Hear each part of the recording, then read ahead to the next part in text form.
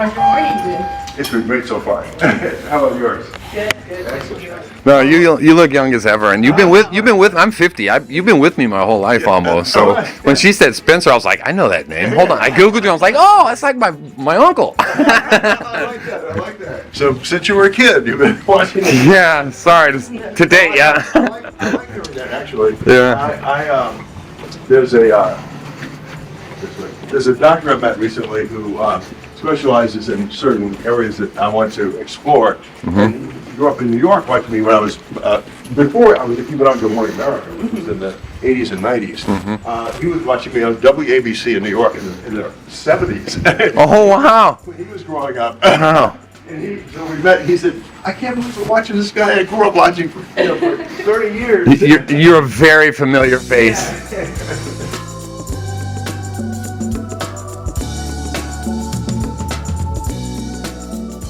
Hey guys, this is your girl Lira, and you're listening to Self-Reflection Podcast. Thank you guys for joining us on another episode of Self-Reflection Podcast. I hope this podcast episode finds you in the best possible state that you can be for yourself today. And if you're not doing your best, I pray that you find some time this week to do some self-reflection. I pray that God gives you strength and courage to move through this difficult time that you're going through. I am excited to be having this conversation today. Today we are going to be talking to Spencer Christian. Spencer is an author of several books. Spencer has been in the news business for over 53 years. That is amazing when I hear that. Spencer has also worked for ABC simultaneously in Good Morning America for 23 years. 23 years at 23 years with ABC in New York, which included 15 on Good Morning America. Yes. And now 25 years here in ABC in San Francisco. Wow. So 48 years continuously with ABC. Oh, wow. Counting New York and San Francisco. Wow. Or in the Bay Area, I should say. Yeah. What a legend. Also, you have been a news reporter, a weather reporter, a podcast host, sportscaster, talk show host.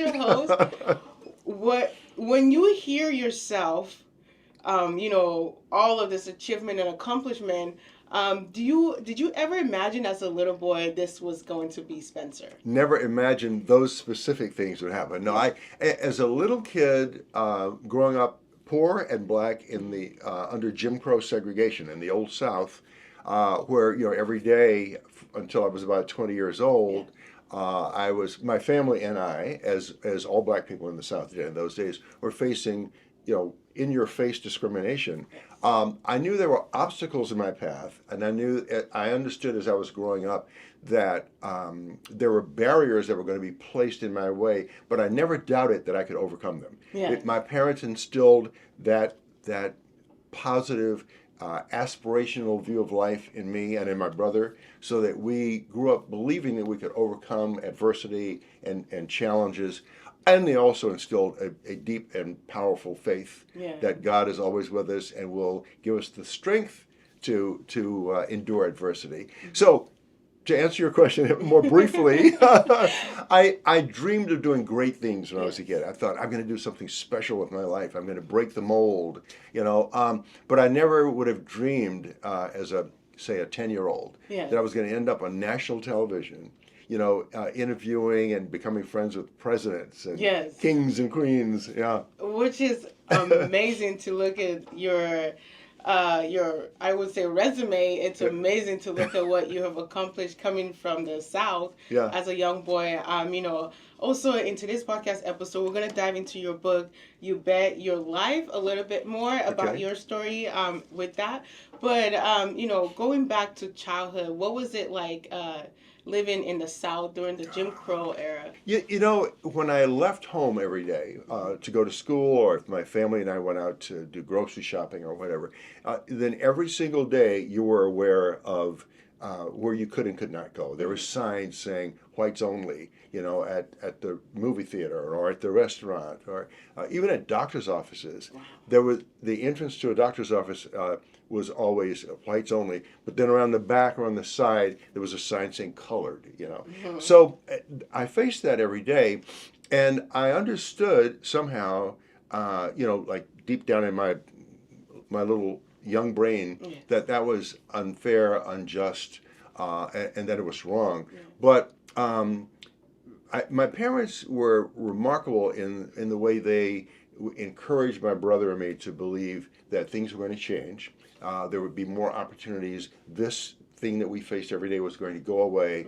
And when we would watch the news as a family and the civil rights movement was being covered, they would point to every advancement that was made as a reason to be hopeful that you will have as many opportunities as you want. So I grew up, thinking that way, right? So when we would leave home, I would face this, these obstacles, or I'd face the evidence that a lot of society viewed me as a second-class citizen. But I got so much love and support at home and positive encouragement that home was my shelter. It was my safe place. So, there were difficult and upsetting circumstances out in the world, away from home. But every day when I went home at the end of school or whatever, it was like, this is where I belong. This is where I get love and support and encouragement. And facing those challenges, how did you apart from your parents installing those positive reinforcement of life, things are going to change, there's hope for the future, how did you take those the lessons that your parents gave you and formulate your own ideas and your own thoughts and your own belief? Because if you didn't believe in yourself, regardless of what your parents told you, you would have never become this legend that we have. You're a legend I'm serious, you're a legend in the news reporting space. You're a legend in talk show hosts. You're a legend in the African American community. So how did you formulate that belief for yourself? That's such a great and important question. It was a process. Obviously it's not something that developed overnight. But in addition to the positive reinforcement that I got at home, I would get positive reinforcement at school too. For example, my parents taught me to read before. There was no preschool in those days. You started first grade when you were 6 years old. My parents taught me to read when I was about 4.5 or something like that. So by the time I started first grade, I was way ahead of a lot of other kids. And the teachers loved that. They always like kids who want to learn, who are eager to learn. So I showed such an interest, such a passion for learning that my teachers always, they would sometimes keep me after class and say, now Spencer, we're going to give you some extra work to do on the math or some extra reading to do. And I got the message that they were helping me to build on this future I was imagining, So it started with the parents, then it was reinforced by my experience at school. And I think, positive reinforcement can take you a long way. I agree. Yeah. And then, of course, there's faith. I mean, we prayed at home, we'd go to church. I'd go to Sunday school and there would be lessons there about, if you're a Christian, if you're a practicing Christian, everything is about growing from pain and adversity. I mean, was it James?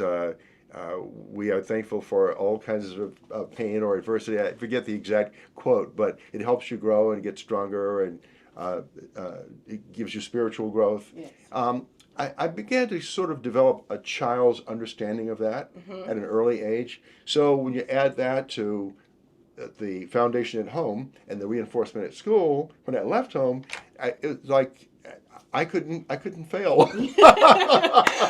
And you are not, because oh man, when I hear you talk, I feel like you had this vision for yourself, and you saw yourself in a light where even though the segregation and the situation and the conditions that you grew up in wasn't allowing you to be able to see beyond that, the limitation that was set for African Americans during that time. But you had this mind and you had this vision that saw beyond that for yourself. How important is it for a young child or a young adult in today's society to be able to have a vision for themselves? Oh my gosh, it's so important. I can't even begin to underscore how important that is.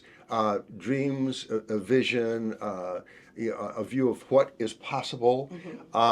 Reminds me of some of Barack Obama's speeches about, imagine the impossible and make it possible, or Martin Luther King's speeches. I was always inspired by a powerful rhetoric, and so as a kid, I would listen to a speech by a civil rights leader like Martin Luther King, and I would draw on, I guess, energy or power or faith. Yes. I mean faith beyond, like faith in God. Yes. There's nothing greater than that. But you know what I mean? Faith in myself, faith that social conditions could change, that laws could change, that barriers could come down. So, I was always, I guess, a visionary, always thinking what might be possible based on what I saw developing each day of my life. Now, one big turning point was when I got to college. So I graduated high school in 1965, when virtually all of the South was still rigidly segregated. The Civil Rights Bill of 1964 wasn't very widely enforced until the late 1960s. So a lot of those signs that separated the races were still up until like 67, 68, 69. I was already in college by then. I went to an HBCU, which used to be called Hampton Institute, now Hampton University. Yes. But even after I got to college, I found that a lot of my peers wanted to kind of self-segregate. If you went beyond the college campus, many of them felt uncomfortable in a multi-racial environment, and I would think, why are you feeling so uncomfortable? We can do this now, So I started working in political campaigns when I was in the late 1960s. I worked for Robert Kennedy, for president, and a lot of my peers on campus would say, but you feel comfortable out there working with those white people? And I went, well, I'm not looking at them as white people. I'm just looking at them as people who have a common interest with me and a common goal, and we're working for some of the same ideas and ideals. Yes. So those experiences helped reinforce my positive visions, I guess. Wow. I know that's a long, rambling answer. No, I love that, because it kind of brings me to this topic of reparation, kind of, which we're talking about in society today. Actually, from someone that grew up in the Jim Crow era, experienced all the racism that you experienced in the way that you did, and the segregation. From your perspective or your opinion, do you think African Americans should get some form of reparation in ours? Well, we are certainly owed something. I just don't know how you make it happen, because we have a lot of biracial people or multiracial people in our society today. So if you have 3% African American blood, does that entitle you to monetary reparations? Obviously people who have been oppressed and treated so harshly. I mean, not only more than 200 years of slavery, but 100 years of Jim Crow segregation and lynchings and black communities being burned down, and the atrocities committed against African Americans could fill many, many history books. Absolutely. So some sort of, I don't know, I guess reparations is the right word, I think is necessary. But I don't know how you do it, because you can't just write a check to everybody who says, I'm 2% African, Yes.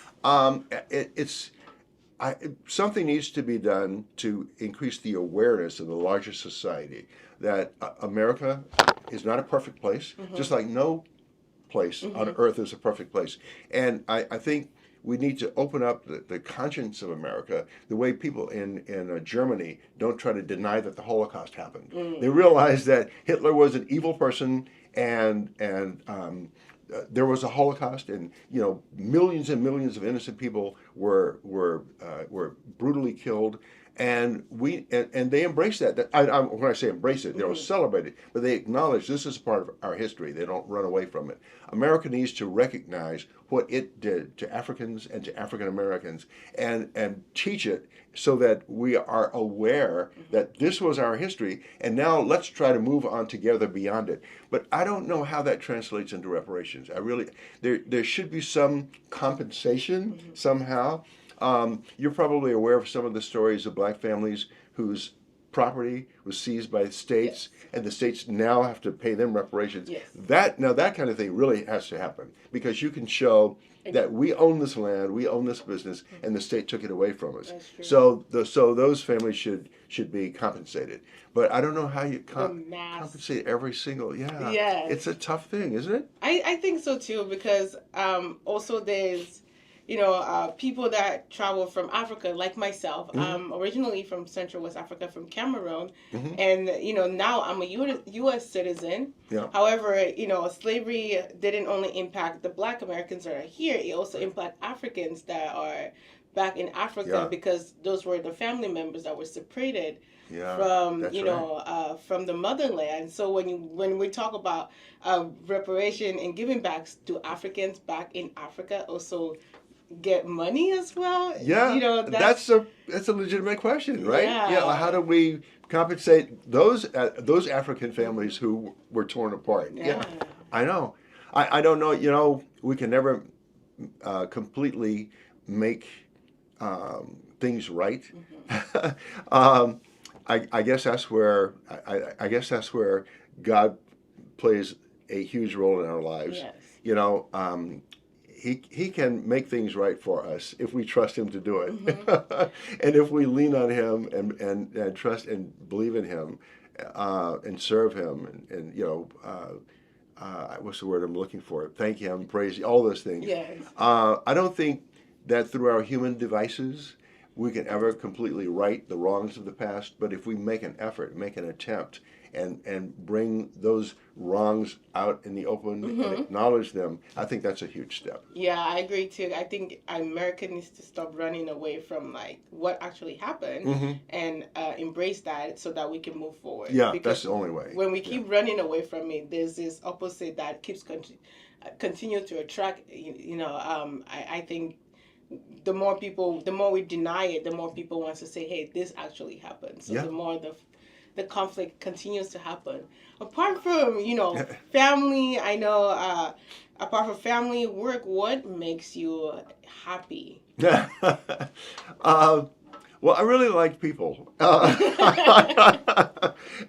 I like a lot of different kinds of people. So if I compose a list of my closest friends in life, some of them are so different from each other they would never even get along with each other.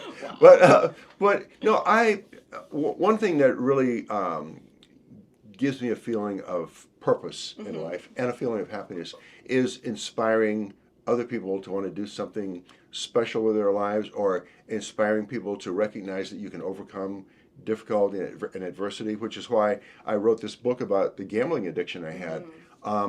It served two purposes. One was a selfish purpose.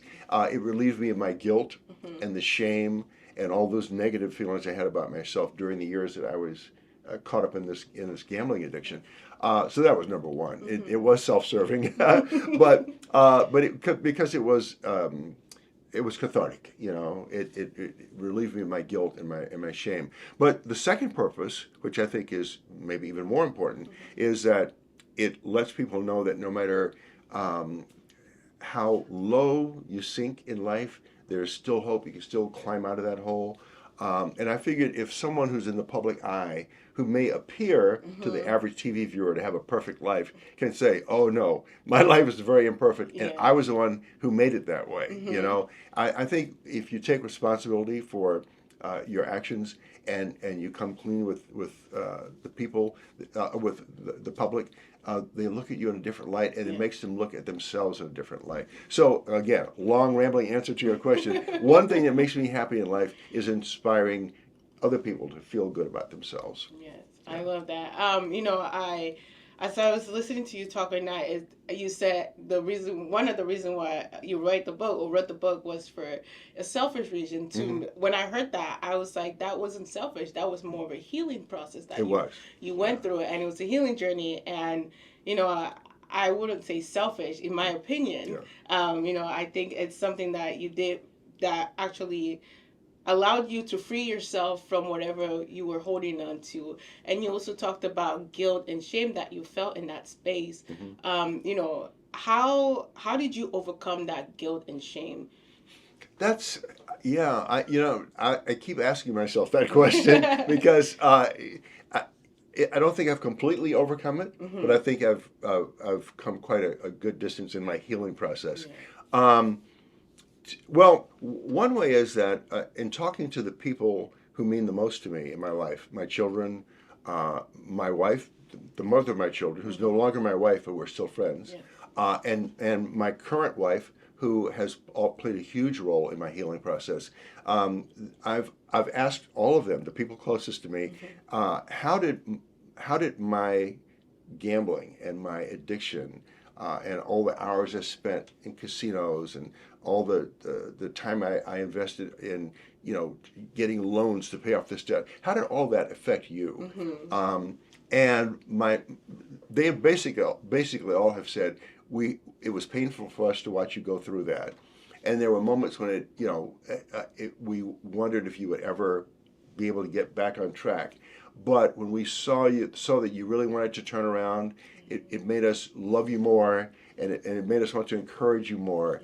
And so that was a huge part of it. Yeah. I remember I haven't gambled since 2014. So in 2012, the year before my daughter Jessica got married, she's on the East Coast. She came here to visit me, and we spent a day up in Napa Valley sipping wine. And that evening we were having dinner, and she said, "Dad, as you know, I'm engaged to Josh, and we're going to be getting married next year." I said, "Yeah." She said, "And I'm going to bring grandchildren into your life." And I said, "Yeah, looking forward to that." She said, "But I want you to ask yourself if this path you're on right now is, because I was still gambling, is the behavior you want to model for your grandchildren." And then she said, there are many things about you that I love and admire as a person. She said, "But I worry about you." She said, "I wonder if you were to have a heart attack in a casino one night and die right there while you're gambling, would people remember the positive things about you? Would they remember, what I see in you, the good side of you? Or would they see you as just this guy who had everything and just threw it away?" And it was like, wow. So, people of faith often have what they call a come to Jesus moment. That was my come to Jessica moment, my daughter Jessica. That was my come to Jessica moment. And that was like this huge wake-up call to me. Yes. She was basically, I wouldn't say reprimanding me, and she wasn't scolding me, but she was encouraging me to take an honest look at my behavior and to ask myself if I was ready to make some adjustments. But she did it in such a loving way that I didn't feel like I was being scolded. And I just knew right there I had to turn it around. How the way you talked about your daughter, it reminds me of the first time we got on the phone and we were talking, and you were letting me know how you're just coming back from visiting your daughter, and the way you spoke about your daughter, I was like, wow, what an amazing, it seems like you had an amazing relationship with your daughter. And, where I'm going is her having a conversation with you about something that was so heavy for you to even acknowledge for yourself. I feel like you created that space for your daughter to be able to feel comfortable enough to want to have that conversation with you. And, it showed the relationship and how secure you made her feel to be able to express herself. To me, that's what I hear. Yeah. And I love that, because somewhat when I was talking to you, you kind of reminded me of my dad. My dad seemed like my dad is a very calm person, very gentle, very uplifting, very empowering. At the same time, he encourages us, to do what we want to do in life, what makes us happy. And when I heard you talk about your daughter, and I hear you talk about the way your daughter approached you with this, I'm like, wow, he must have made her feel empowered to even want to have that conversation with you. That's an amazing observation, and I think you're right, and it really makes me feel so good that I played a role in contributing to the person she has become. Yeah. That she had, oh my gosh, I mean, there's so much love and trust, and I guess positive hopes between us, that she knew she could have that conversation with me, and that it would have a positive effect. And she felt comfortable doing it. And like I said, it wasn't a scolding, it was done lovingly. Yes, yes. Oh, wow. That's an amazing observation you just made. No, thank you. Yeah, I had similar, not quite that dramatic, but similar conversations with my ex-wife, my first wife. Before, as I was writing the book, I said, as I mentioned earlier in our conversation, how did this impact you? And she said, look, you're turning it around now. You're on the right path. Let's not even worry about now about how it might have affected me then. I'm happy for you now. Absolutely. And my son said, same kind of thing. And my current wife, my second wife, Lynn, as I said, the people I loved most in the world offered me exactly what I needed: love and support. Unconditional love and forgiveness. Wow. And forgiveness. Yes. Yeah. I did you when you move past this process and you hear about the crabs table because you open up this book talking about your experience winning 40,000 in one and night, then turning around and losing it all the next day. So when you hear about the craps table, does that ring a bell in you? Yeah, it rings a bell, but it doesn't produce any kind of urge to be involved in it again. Yeah.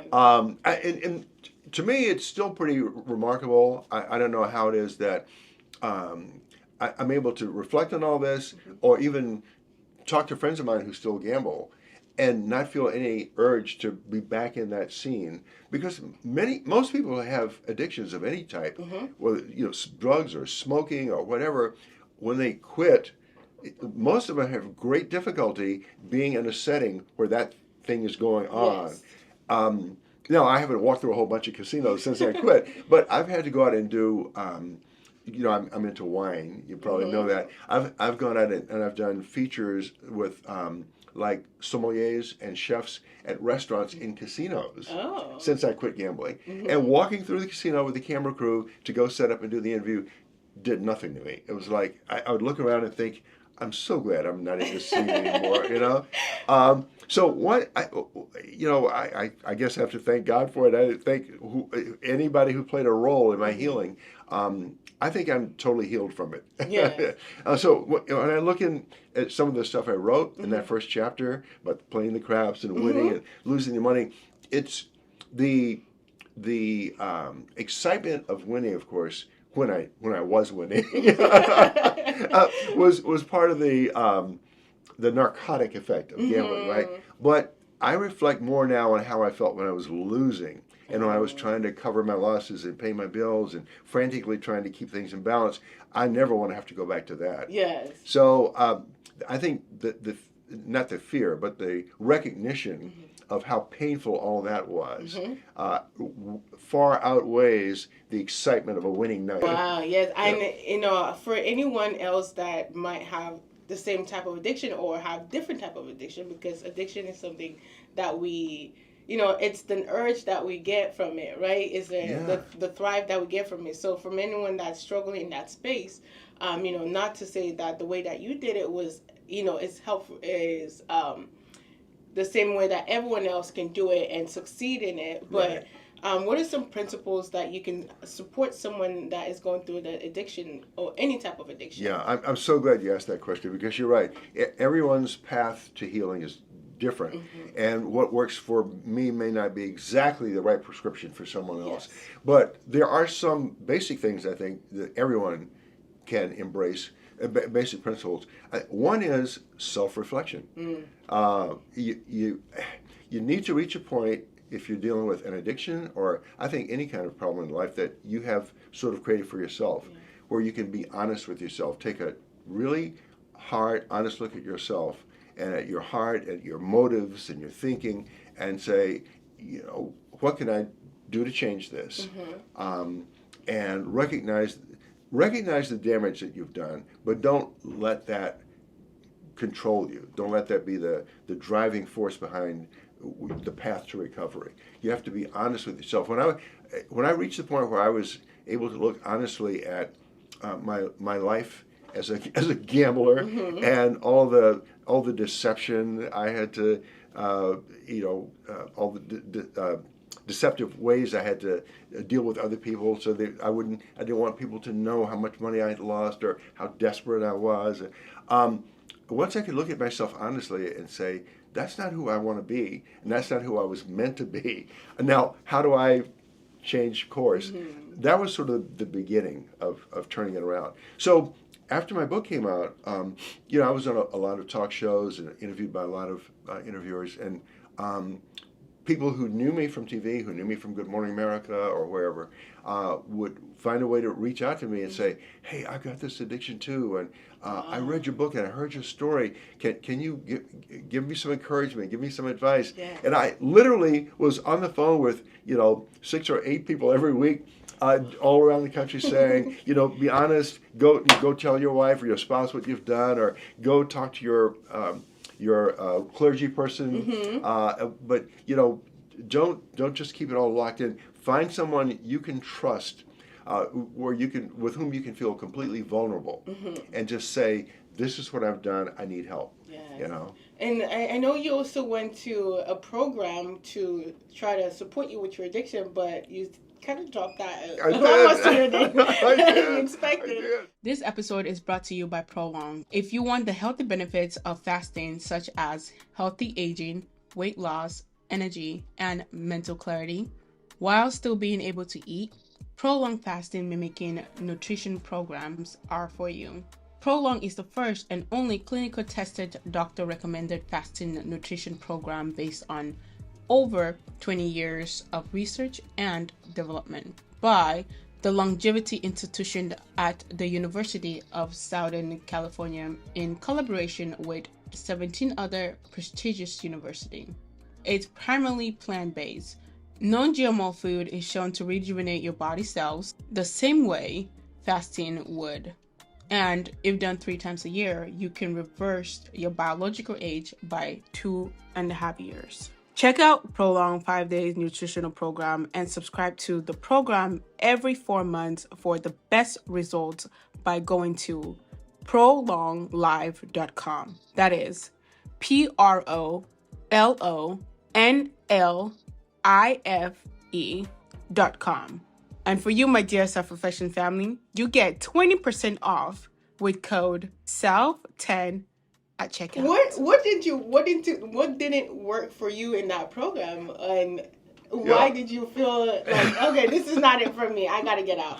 I can answer that question, but before I answer the question, I want to make it clear that I do support all these programs to help people with addictions. These 10-step programs or 12-step, whatever they are these days. They do remarkable work, but again, what works for one person may not work for another. Absolutely. And even though in the broader sense these programs are helpful and useful, there may be some individual ones that aren't really, doing the job.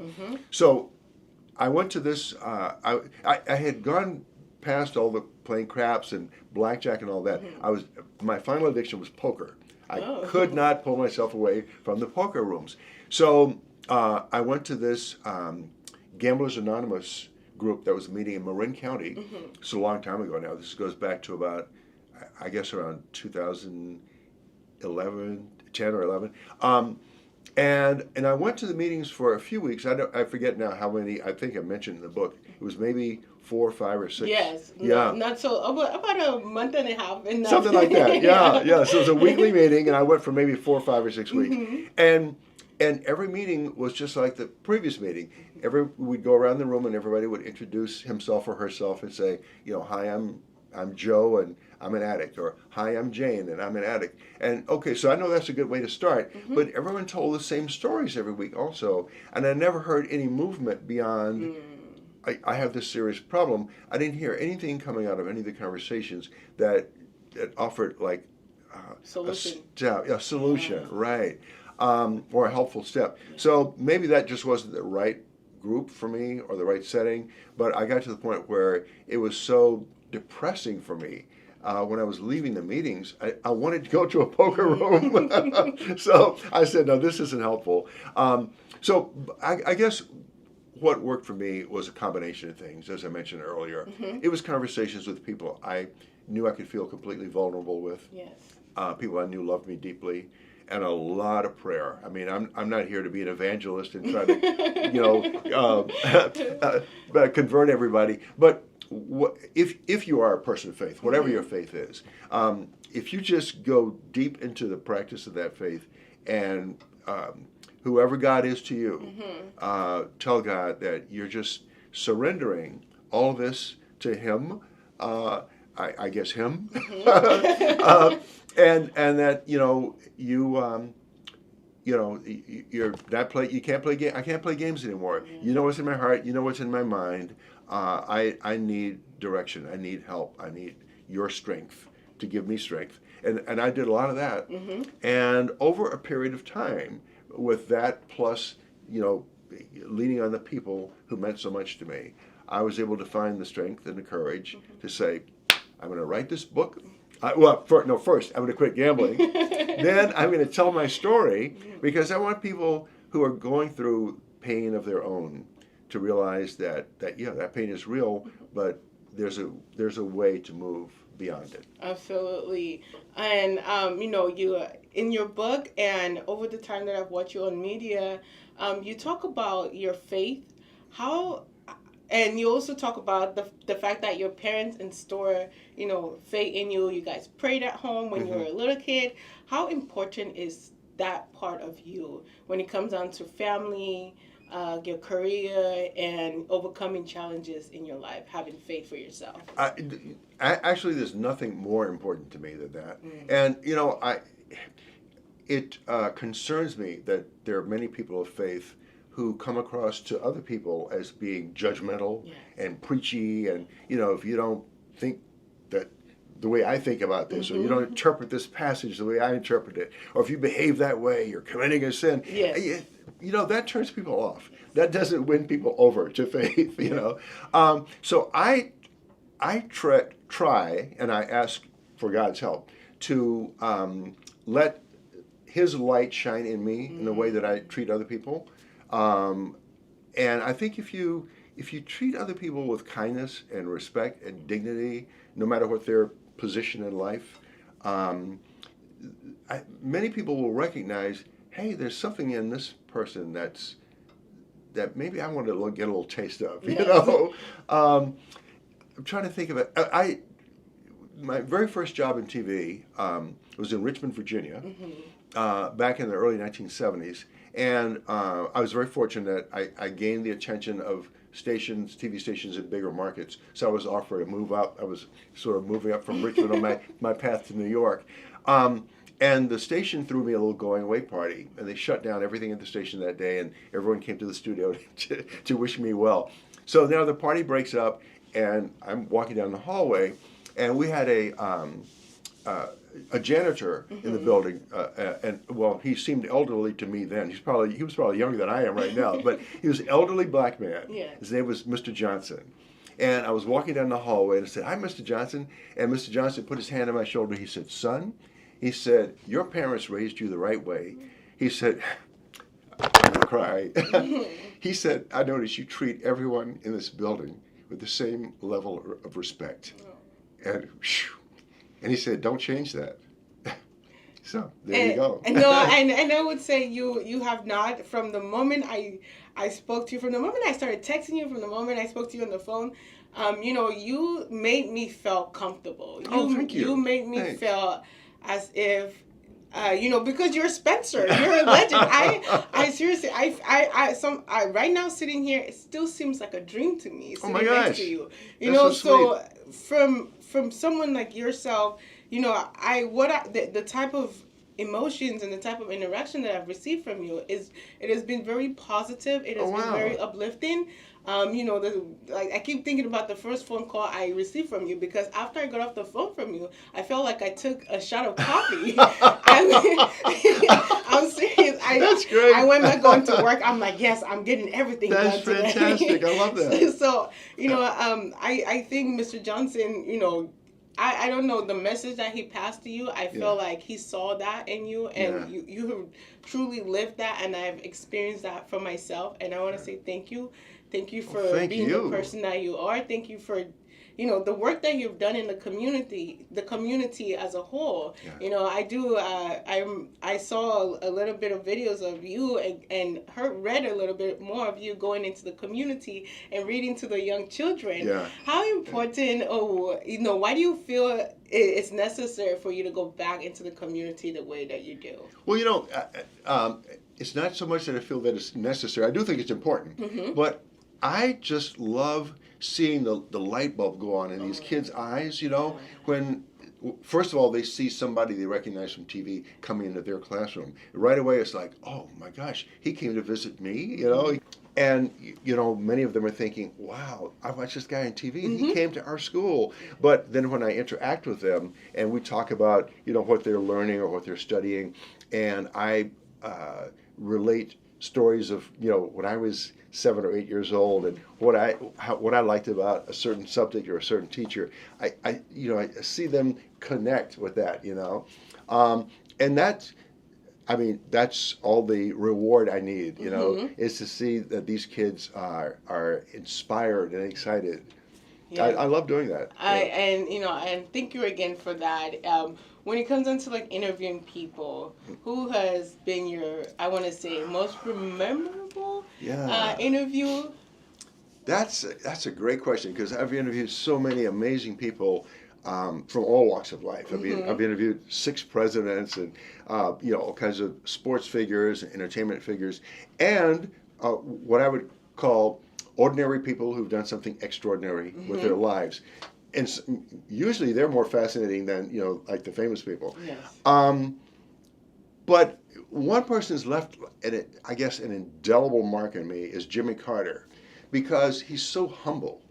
And he's such an amazing and incredible and accomplished person. People who know that I have a relationship with Jimmy Carter will say, well, what has he done other than being president? I said, well, look at his life. He was a peanut farmer. Then he became a naval officer. Then he became a nuclear physicist, and then he became governor of Georgia. And he was the first governor of Georgia to begin to tear down the racial barriers of the old Jim Crow segregation. He became president. He's a prolific author. He's written like 25 or more books. He was a Sunday school teacher his whole life, even while he was still president, until the last couple of years when his health declined. And he won a Nobel Peace Prize, So, okay, having said all that about Jimmy Carter, when I first met Jimmy Carter, my first interview with him was on the grounds of the Carter Presidential Library in Atlanta. I had interviewed his brother, Billy Carter, who's now deceased, 8 years prior to that. And Billy Carter was kind of a rambunctious, free-rolling kind of guy. A lot of his behavior was sort of an embarrassment to the Carter family while Jimmy Carter was president. But anyhow, when I met and interviewed Billy Carter, I didn't try to treat him like he was, some dumb redneck. I gave him respect. I didn't want to rob him of his dignity. So now I'm interviewing Jimmy Carter 8 years later. First time I'm meeting the former president, and he comes out to me and he goes, "Hi, Spencer, I'm Jimmy Carter." And I'm thinking, I know who you are, But it was his humility that touched me at first. And the next words out of his mouth were, I want you to know how much the Carter family appreciates how kind you were to Billy 8 years ago when you interviewed him. And I was just blown away by that. And first of all, that this former president of the United States would even still have a memory of the fact that I interviewed his brother 8 years ago. And that, however I was with Billy, was so important isn't the right word, but I guess it touched the Carter family in such a positive and lasting way that he would bring that up in his first conversation with me. So that led to this interview that went on and on and on, and then it led to a series of interviews I did with him over the years. as he would come out with new books, or as he would, come out with the public endorsement of someone. And so I would guess of all the people I've interviewed, the person who's left the most lasting impression on me is Jimmy Carter. Wow. I think from you talking, I hear like what the type of impression you leave on people, could last for a long time. Just like the janitor that, Mr. Johnson, Mr. yeah, Johnson, yeah. that left a big impact in your life. Yeah. Bringing it to to family life in the African American community.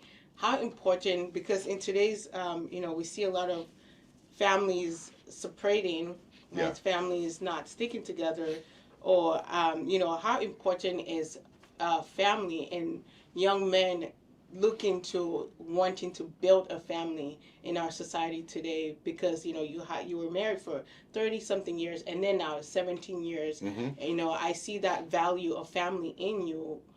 So how important is it for? Yeah, it's profoundly important to me. I mean, it's right. It's basically the foundation of my life, along with my faith and all that, because it was my first family, with my parents, that gave me whatever it is that has put me on the path I'm currently on, that I've been on in my life. So yeah, my family, when I was a kid growing up, gave me a feeling of security, of unconditional love, of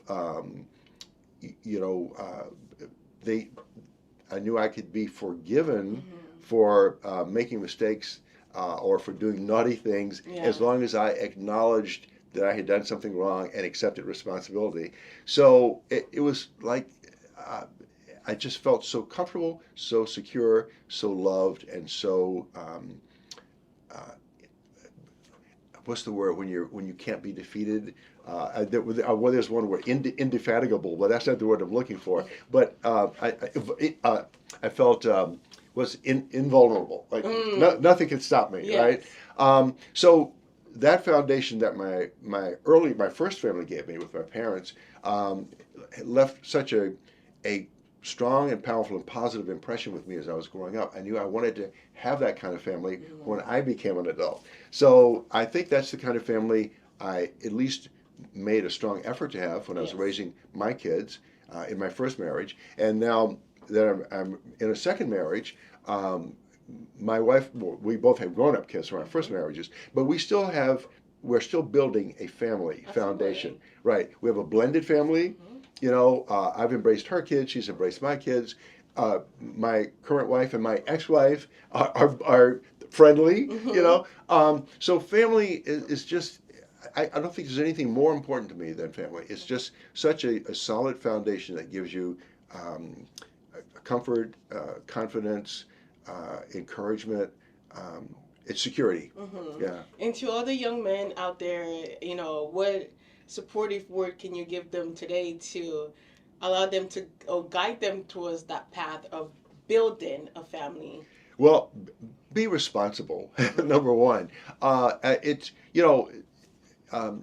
there are all kinds of communities and ethnic groups that have particular challenges that are specific to that group. Oh, absolutely. And it seems that within the African American community, there is this. I know it's an unfair stereotype, but behind every stereotype there is some basis of fact. Yes. And there are lots of young black men, especially ones who go into the public eye and make a lot of money in sports or entertainment, who seem to take pride in having a whole bunch of children with a whole bunch of different women, but not building a family with any of them.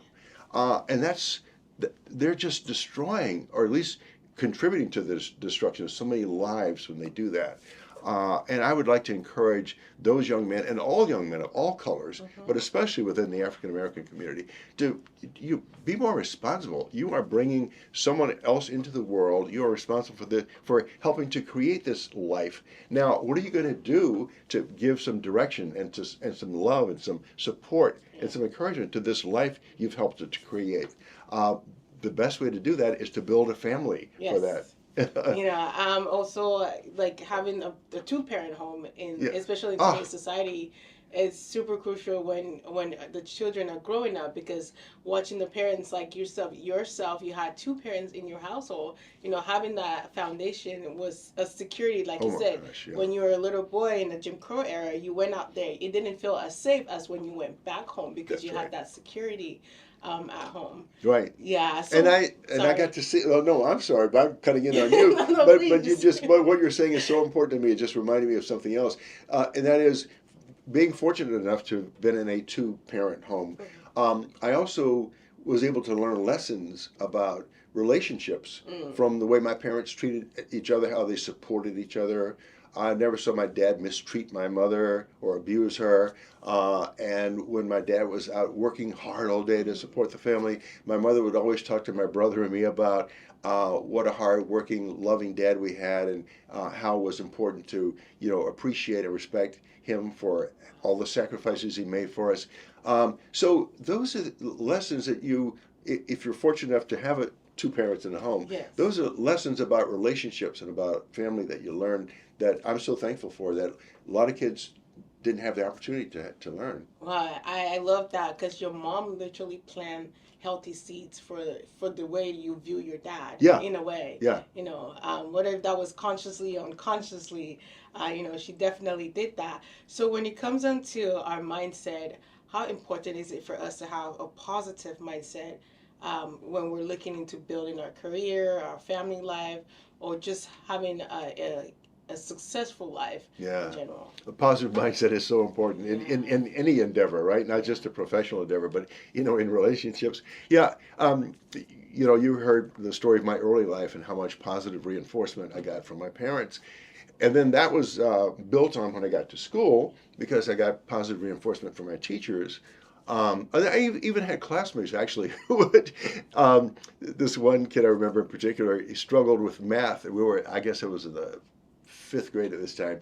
And Frankie would come to me after class and ask me if I could help him with learning fractions.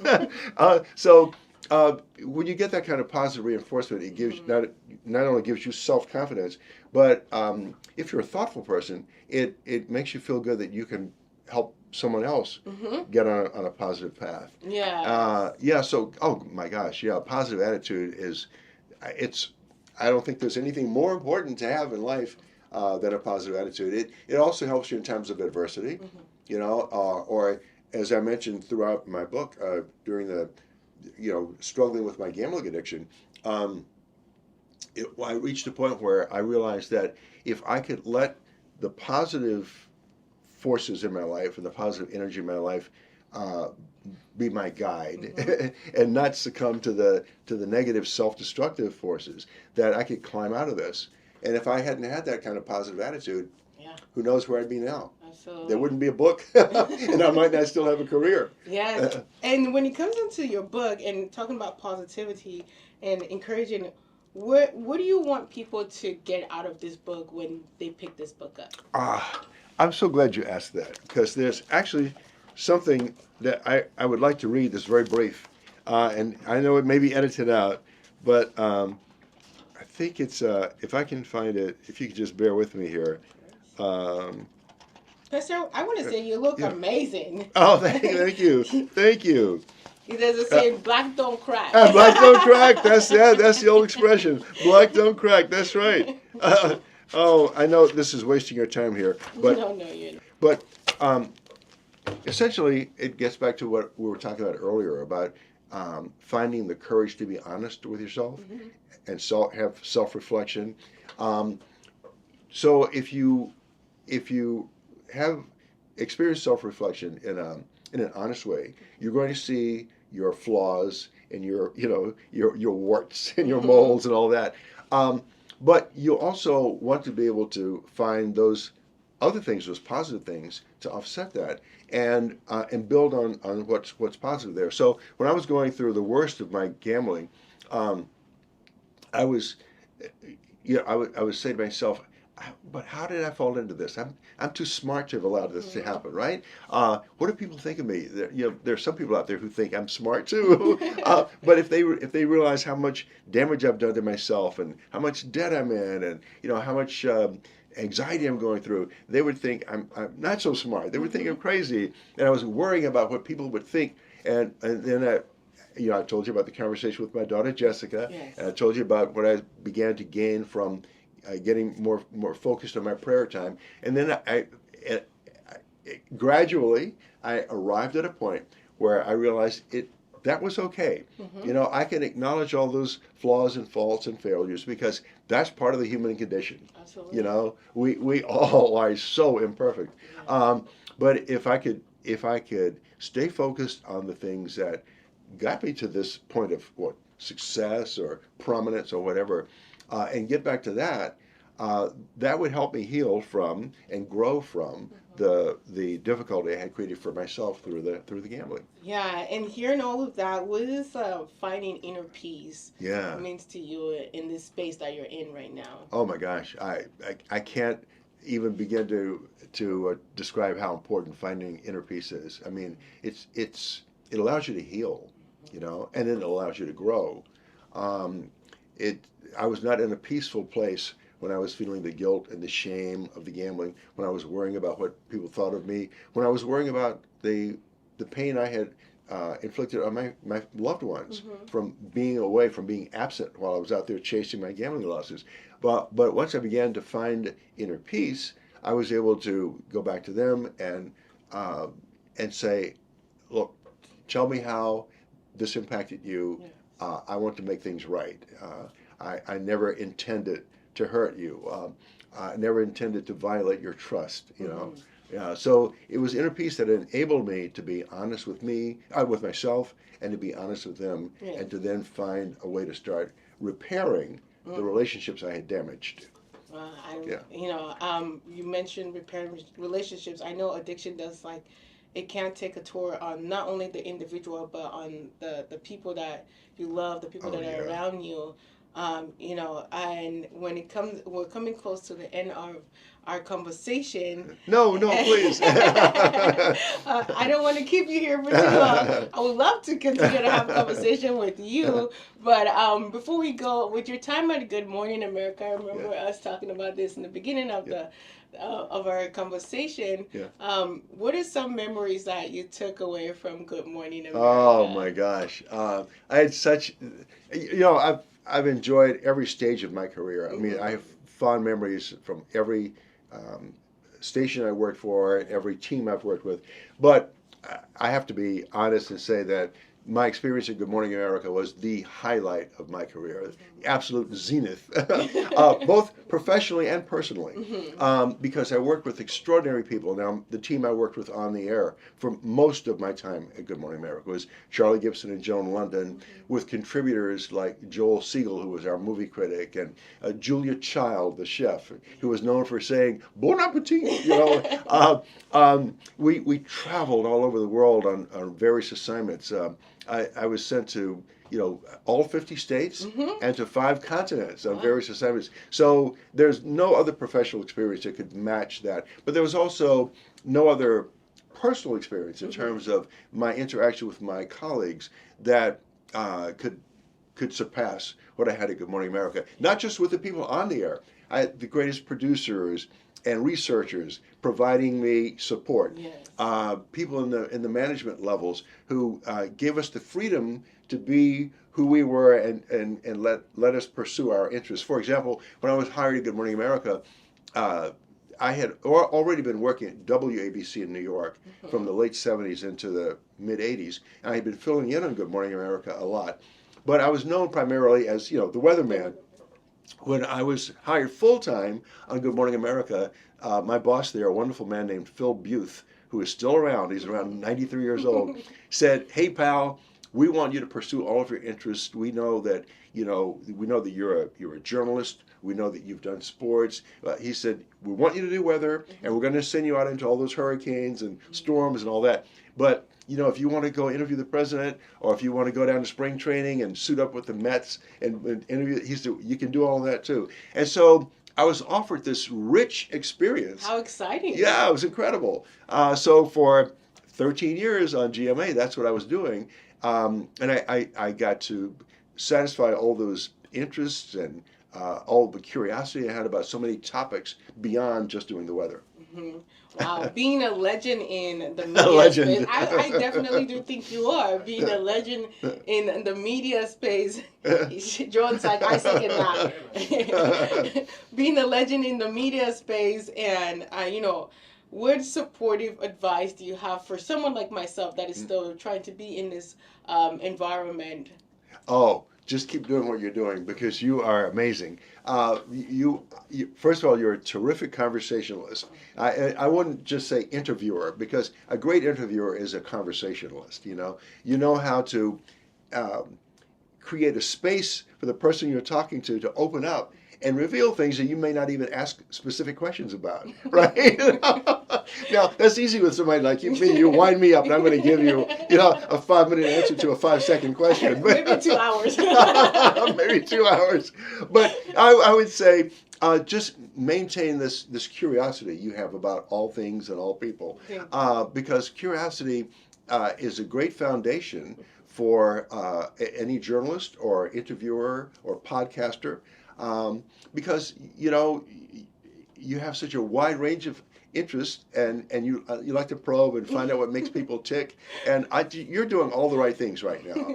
So I just say maintain that intellectual curiosity. Thank you.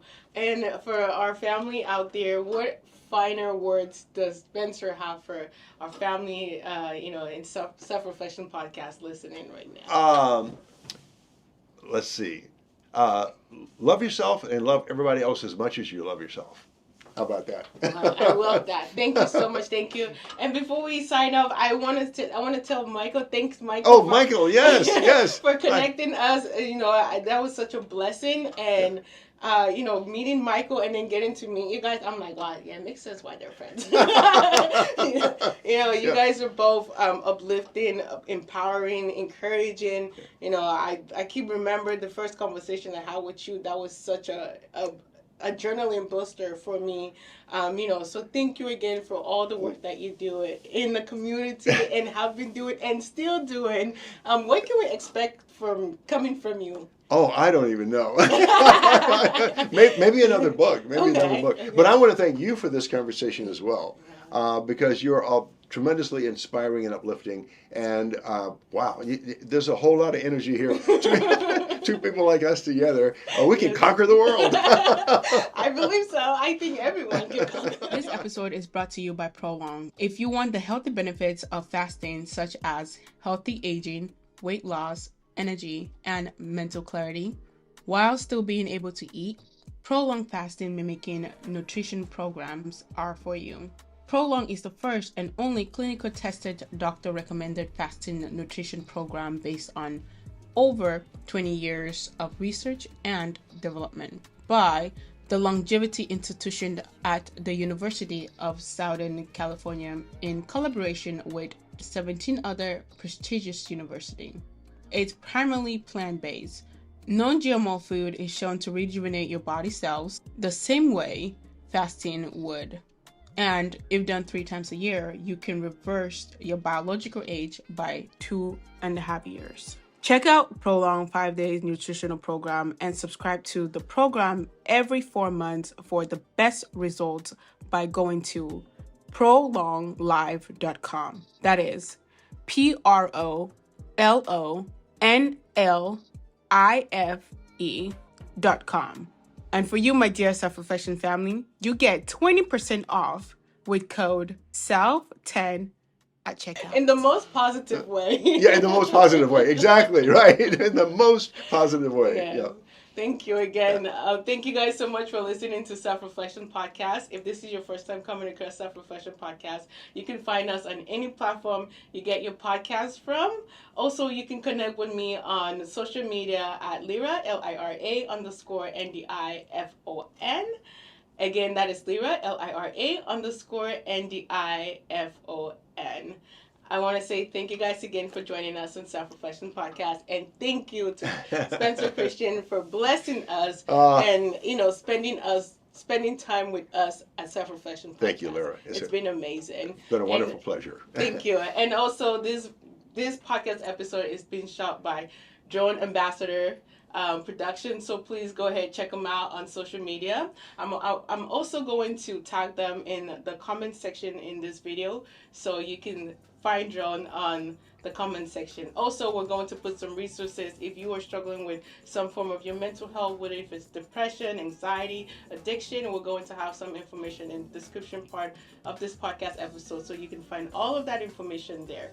I hope you guys have a blessed day. Take care of yourself, love yourself, be kind, and be gentle with yourself. Until next time, bye for now.